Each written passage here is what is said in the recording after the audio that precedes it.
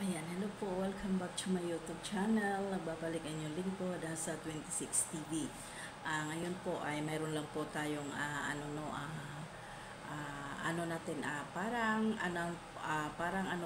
pasasalamat sa ating lahat no na ay nagkasundo na po tayong lahat. Ayan, mega love shout out po. Ayan, good morning, good afternoon, and good evening po.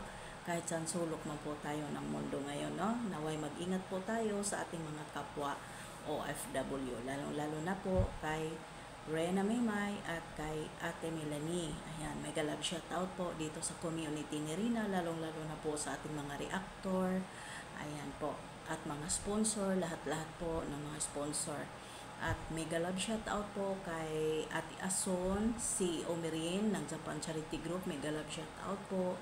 Langgarina Maaliw, mega love shout out po. Siyempre po kay Ma'am Lisa, ayan, Palikpik, mega love shout out po. Ayan, lalong-lalo na po kay Ma'am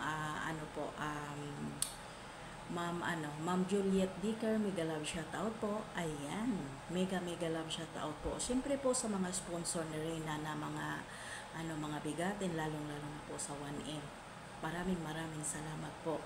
At syempre po kay Sir Berador Pekwa, mega love shout out po. Kapitana ni Hides, ayan po. Syempre po, Reyna's Community, LMG Official, at kaagapay mo, kaagapay Jerry, kaagapay Grace, at syempre po Ma'am Rowini, mega love shout out po, at sa lahat-lahat, no? At ngayon po, magpapasalamat tayong lahat, at God bless po. Naway, nawa po ay matapos na po yung unos dito sa community ni Rina at nakasundo na po tayong lahat.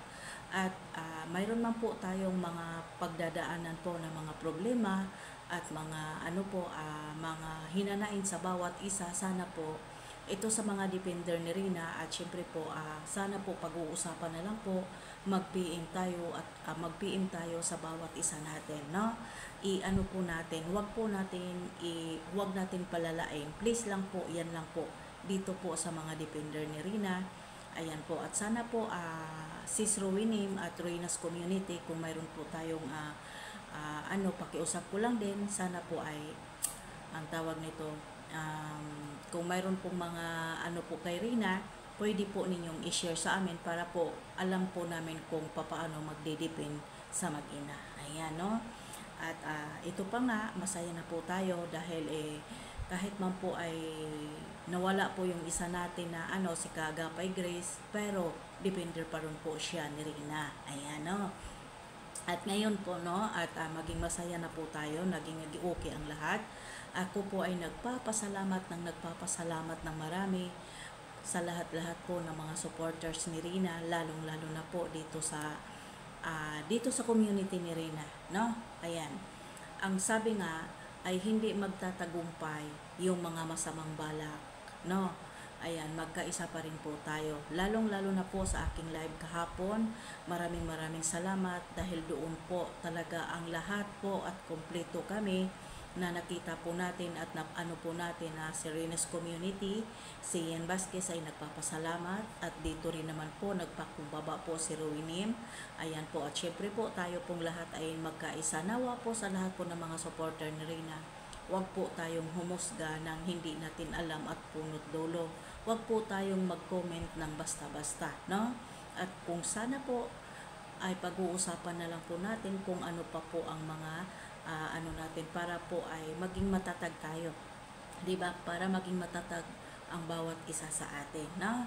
At siyempre po, dito naman po si Kunyang at saka si Mayora, talaga pong hindi po sila tumitigil. Sinusulsulan at ginagatungan pa rin po niya si Kaagapay Grace, no? Mayora, hindi mo malalaso ng utak ni Kaagapay Grace. May sarili siyang isip. Ikaw kasi, isa kang puta, isa kang boba, isa kang tanga, isa kang manyakis, no? Ikaw na una sa akin, 'di ba? Hindi mo mapapaikot si Grace, no? Si Kaagapay Grace. Alam mo kung bakit ka nagpapakapal ng mukha kay Kaagapay Grace? Alam ko intensyon mo eh. Gusto mo kumuha ng impormasyon kay Rowinim at kay Ian Vasquez ng Reyna's Community. Gusto mo na kwentuhan ka ni Kaagapay Grace para may i-content ka at may continue paninira ka sa kanila, no? At walang-wala na pong masisira at walang-wala na po si Kaagapay Grace na mailabas. Dahil nilabas na po niya ang lahat. Kaya huwag kang umasa na malalason mo ang utak ni Kaagapay Grace, no? Diba?